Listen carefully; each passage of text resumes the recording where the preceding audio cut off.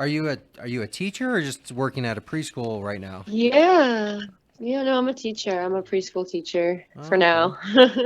Yeah, interesting. I'm trying to lift myself out of poverty. So so it's like such a strange shift in mentality to go from New York City, where I'm almost certain that I was blacklisted on the Upper East Side once I became a cannabis activist. My face was all over the newspapers, Oh, like all wow. over New York. Oh, So geez. and out here it's just like it's either embraced or it's just like a non-issue, Right. which is even cooler to me than being embraced, because it's like I know I can find stoner friendly people anywhere I go, but to be in a place where the general mentality is just so accepting is so cool. My preschool teacher's a stoner. What's your background? Where are you from? Like, what are you Yeah, doing here? sure. So I'm originally from Connecticut. I've been, let's see, I was in New York for about 8 years. Made the move back in 2008, right, like in the beginning of 2008, before the economic crash. And I actually worked on Wall Street, bartending and waitressing on Wall Street, like right as the economic crash happened. So it was really the first time I'd ever seen a direct result of the global economy on my own paycheck and my own like way of living. All of my customers at the restaurant that I worked at were like all these bankers and shit. Like I was like right next to JP Morgan and Chase and like all these other huge, huge places. And then Occupy Wall Street happened. I got into cannabis activism through getting interested in economics and financial reform. My first kind of fascination in politics was the economy and money, specifically money. Like how is money made and who owns the way to make it in the world.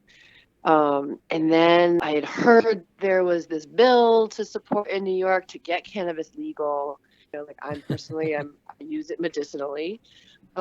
So I've also almost been arrested for like having 75 seedlings in my house when I was growing in Connecticut. Oh, geez.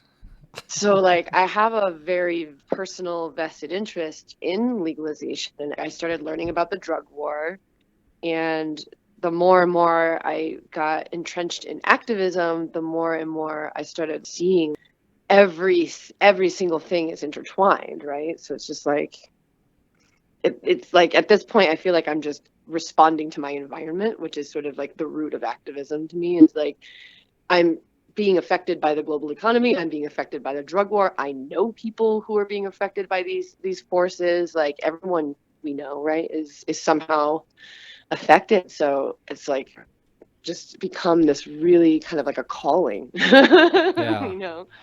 So we started Occupy Weed Street in like 2013 when we found out about the bill, the Marijuana Regulation Taxation Act in New York, which would legalize it similar to how Colorado has it, like it, regulated like alcohol and put all the funding that comes from that, the tax revenue into, schools and reparations, getting people out of prison. This one piece of legislation could actually help end the global drug war. And at that time, we had only just barely seen what was starting to happen here in Colorado. I mean, they had just legalized it, so like nothing had even really been seen yet. We were publicly canvassing people to support the bill, educating people about the plant itself, about hemp, but getting people to actually get on the phone and call their representatives on camera. So I'd be filming the whole thing, typically live streaming. So there'd also be like an audience online watching us do this.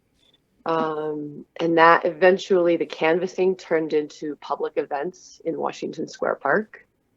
Cannabis legalization was kind of blowing up as like a thing, like it was becoming a popular thing to do in New York because there were these bills that, one of them was for medical. So there was like, Women Grow and all these other kind of associations started getting interested in what was happening in New York.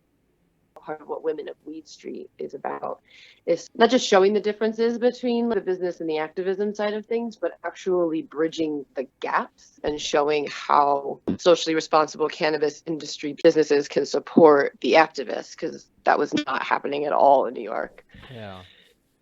So I come out here and it's like this totally 180-degree difference. But when did you start the Women of Weed Street? So Women of Weed Street was sort of this natural outgrowth of Occupy Weed Street. Occupy Weed Street got in the news quite a bit for a lot of the public events and the just the way that we were doing things with trying to get people to call their representatives and stuff. So much so to the point where people started coming to our events who really weren't there to legalize cannabis. They were more there to see if they could like hit on women and try to get laid, and saw it more of as a social scene because it became a big social scene. And the women, myself and maybe a half a dozen other girlfriends of mine, we all have very diverse backgrounds. Some of us are trans, very like LGBTQ kind of infused circle of people who were not there to try to get laid. We're there to, have an effect on drug policy. Like that was the whole point. And we started facing like sexual harassment at our own meetings.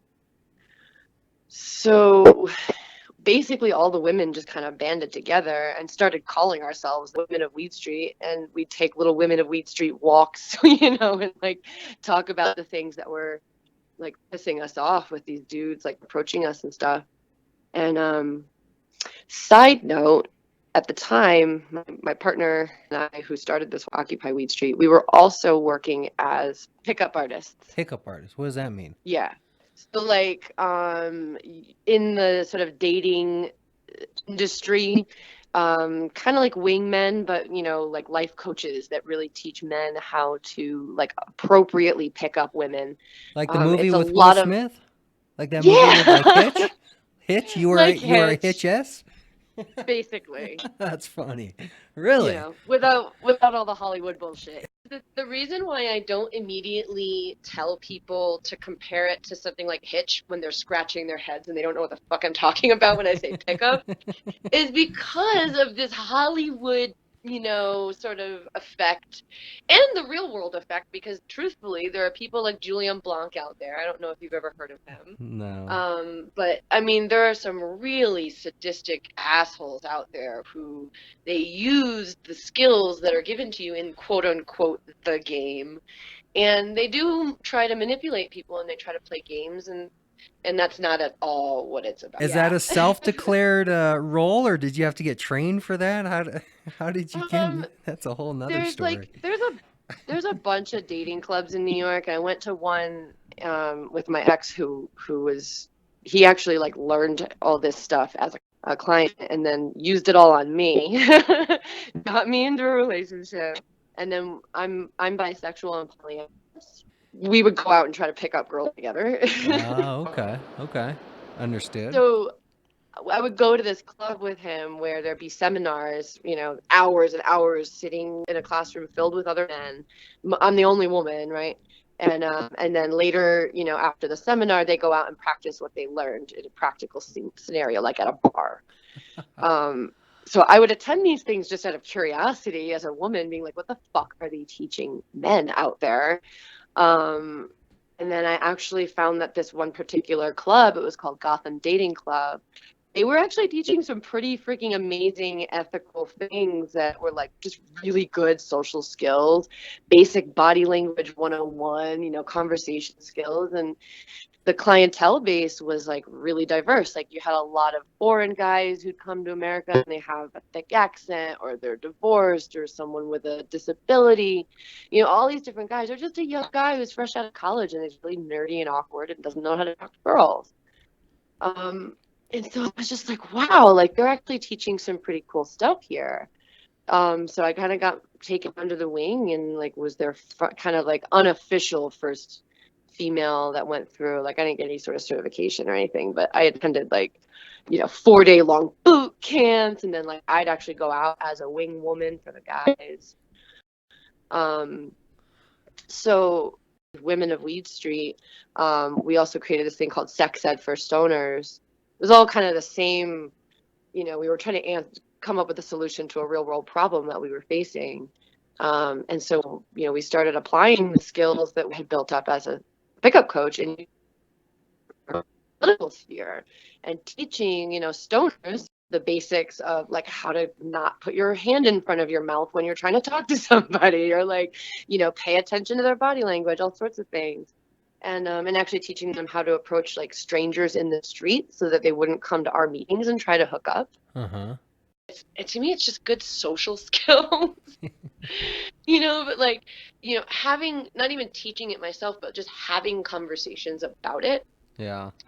it's like a social condom, right? Like you're able to then go out into the world with skills to, help prevent sexual harassment and violence. Yeah.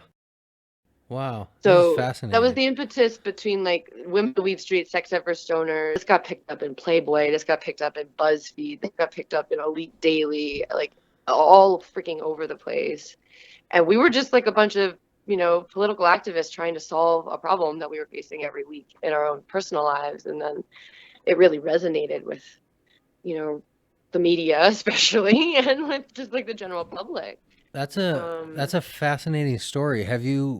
You've publicly told that story before, right?